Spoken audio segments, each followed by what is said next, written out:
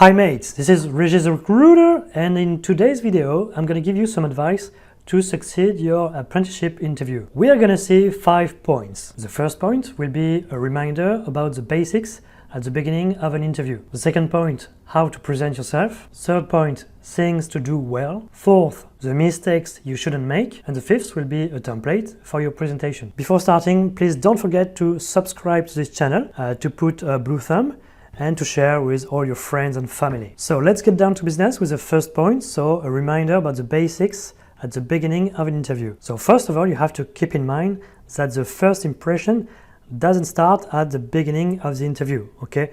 It starts before. Yes, it starts at the front desk when the recruiter, the manager, comes and picks you up. So what is really important is that at the front desk, you're already happy to be here, so you can smile. You need to have a professional attitude and be calm and confident. Even if you are stressed, which is normal, try to look calm and confident. And then you are going to follow the manager, the recruiter, through the hallway, in the elevator. And it's important to start a quick conversation, an interesting conversation, if possible, with the manager, so that he knows you better. And believe me, when you arrive in the interview room, the manager will already have an opinion about you, positive or negative. This is the first impression, so it starts really before the interview. And at the beginning of the interview, normally the manager will describe the apprenticeship, will describe the job, okay? So you should not stay looking at him and not taking notes.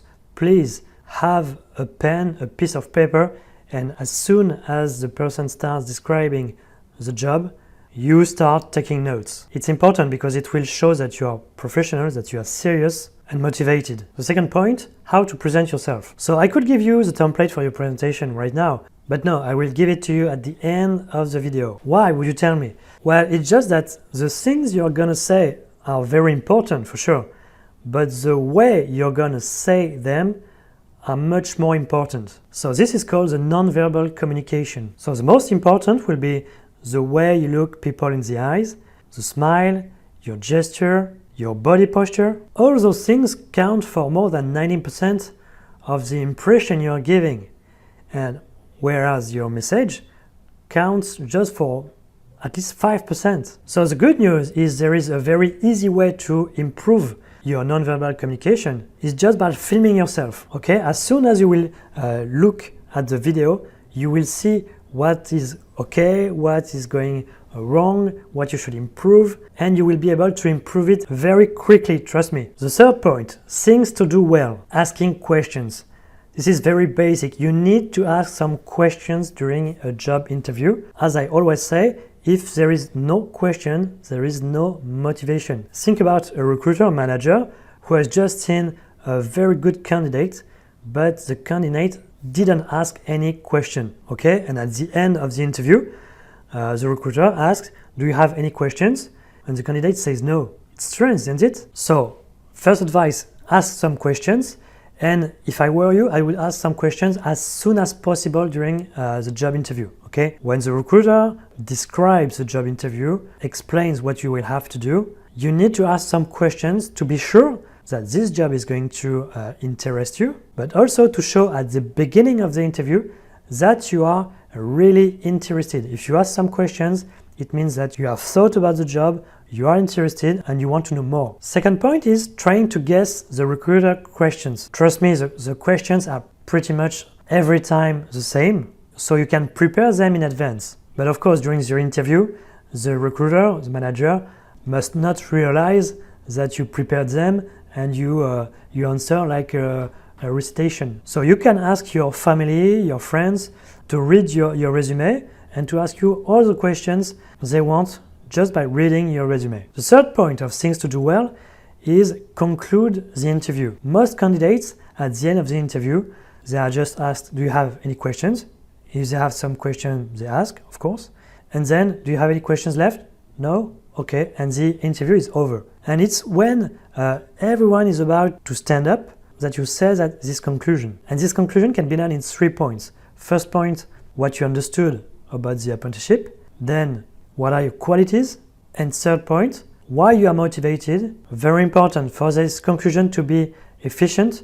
It needs to be short and punchy. Fourth point, the mistakes you shouldn't make. First mistake, not having prepared your job interview and saying you're going to improvise in front of the recruiter, in front of the manager. Well, as you know, it's quite difficult to find an apprenticeship. There are a lot of candidates. If you don't prepare your interview, it's better to stay at home because other candidates will be better than you. Second mistake, not being able to explain, to describe your professional project. You should describe your professional project as soon as possible during the job interview. So as soon as you are asked, please present yourself, tell me about yourself, you have to explain, and you will see that in the template for your presentation, you need to talk about your professional project. Third mistake, you don't know anything about the company or the recruiter.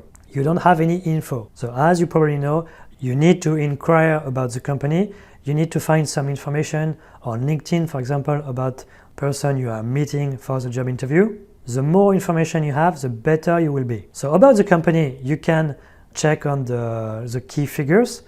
What I will advise you is trying to find some actuality about the company, because most candidates, they have the key figures, okay, number of employees, etc., etc., but they have very few info about the actuality. Fourth mistake is having the wrong attitude. By wrong attitude, I mean either too shy or too condescending, okay?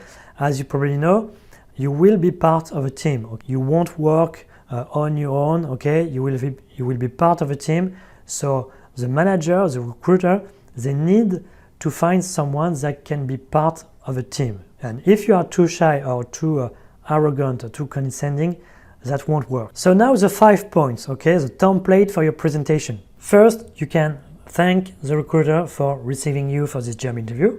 Then you can say first name, last name, age if you want to say it, residence area, then your studies and diploma, then present your 3 or 4 main skills, and 5, talk about your professional project. And this can be done in 2 parts. First part, what you are looking for now, okay, so the apprenticeship you are looking for now. And second part, what are your career expectations? And then you will have to demonstrate how, in your opinion, this apprenticeship will be a great opportunity for you to reach the job you want to do at the end of your studies. So these are the 5 points you need to respect to be sure to make the right impression during the apprenticeship interview and to convince the recruiter, the manager, that you are the right candidate. You're going to find a lot of advice about job interview on this channel. So if you don't find the answer to your questions, please write a comment below and I will be glad to answer it as soon as I can. I'm Régis the Recruiter, your French coach for job interviews. This is it for this video and I will be glad to see you next time. Take care, bye!